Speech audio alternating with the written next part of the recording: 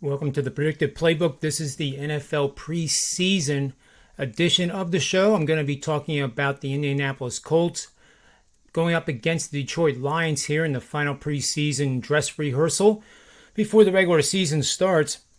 But before I get there, I want to tell you about a spectacular offering that Sportsmemo is driving right now on behalf of myself. You can get my NFL full season subscription for just $3.99. That's $400 off the regular season price of $7.99. And I was ranked number one over at Sportsmemo last year in the NFL, hitting 65.8% against the spread. I've been doing it 27 years now, entering my 28th. And believe me, it's not the first time I've hit into the mid and upper 60% range in the NFL and college football ranks. So they're taking $400 off, just costing 50% less at $3.99. But that's not all, folks. They're throwing in the whole college football season free.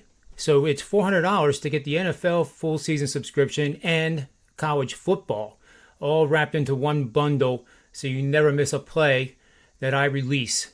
And also last year I finished off the college football and NFL season on a 73.3% against the spread record.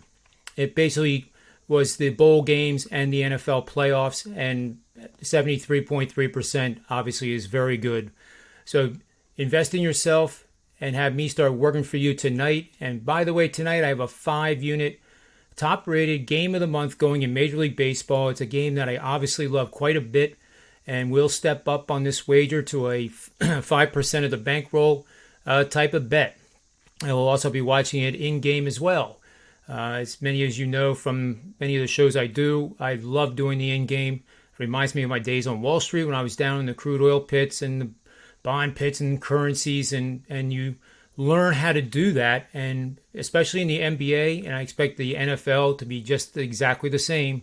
You're going to be fading rallies. You're going to be fading surges, especially in the totals. More on that later, but make sure you get over to Sportsmemo. As you'll see, the link to get over there is sm.buzz/JR,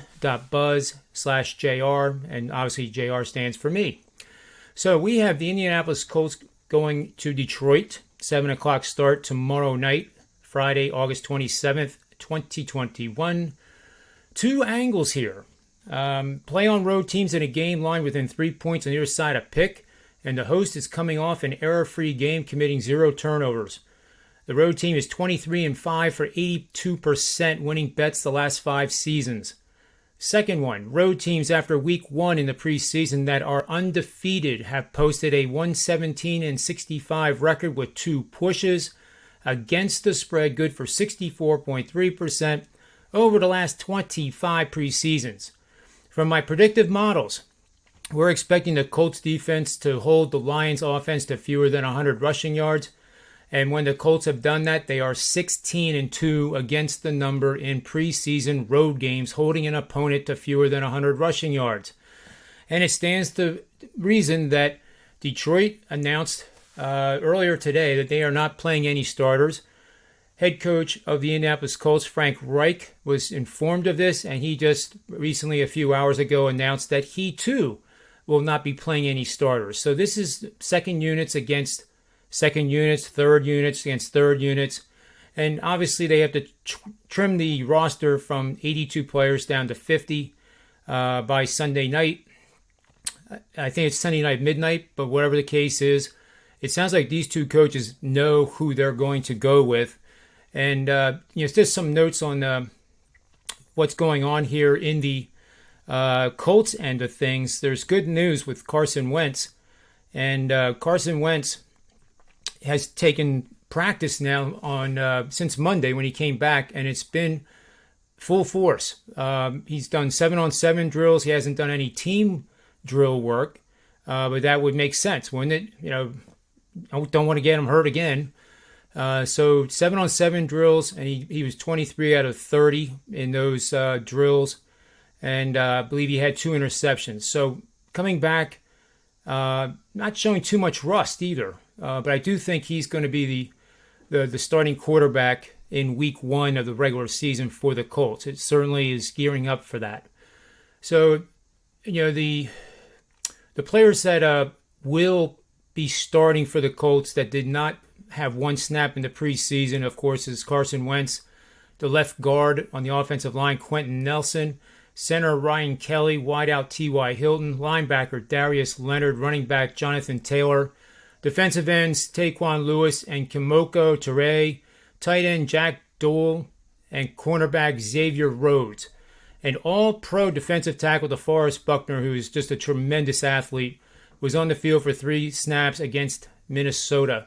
So more and more evidence that these preseason games should just not be used. You know, I often say college football can figure it out. Granted, they can have more than 50 guys on the field to start the season.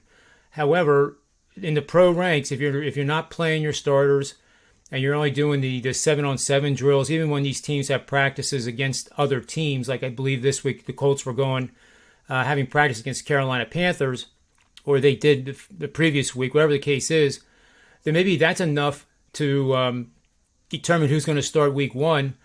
But to kind of rip off fans with preseason games, and granted, the fans know that some of the starters will not play at all, and they can make their own decision. But it just seems like another opportunity where some of these stars or backup players can get hurt. And in the NFL, backup players is something that I look at, especially with all the contests I enter, in a very, very focused manner week after week after week, because you have to determine what is the situation now with the number 2 guy at left tackle, or what is the situation going to be if defensive tackle and the nose tackle are out, and they have to go to the 3rd string, and you try to quantify what that's going to do to the chemistry of the line and also the overall performance of that line.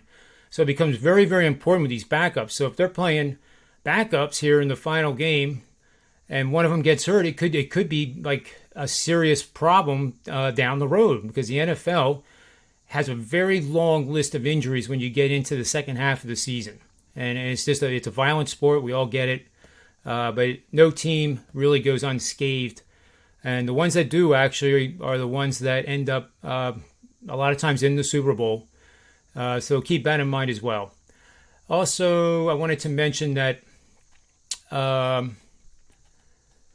player for Detroit, rookie draft pick out of North Carolina State in this most recent draft. He was drafted in the 3rd round from North Carolina State. Lim McNeil is a defensive tackle, and he has really opened eyes. At least that's how the research I'm getting is indicating. And he's going to be a possible starter for that defensive line. And, he's 3rd year. He's had different defensive coordinators, but he has been able to learn both 3-4 and 4-3 technique. So in terms of the double gap that he would be responsible for in a 3-4 defense, he's an absolute monster of an athlete. 315 pounds, 6'1". Good luck trying to move him. In fact, it's going to be the other way around. Scouting reports have said that he has tremendous quickness off the snap, and can chase down running backs from behind. So as a nose tackle, this is a new breed of athlete I think you're going to see. And not all the news is bad this year in Detroit. Jared Goff is going to be the quarterback, and if this defense can just play a little bit better, and having this guy, even though he's a rookie, he can handle it. Absolutely can handle it. And I think in week 1, it's worth a look to check him out and see what kind of impact he has in the game.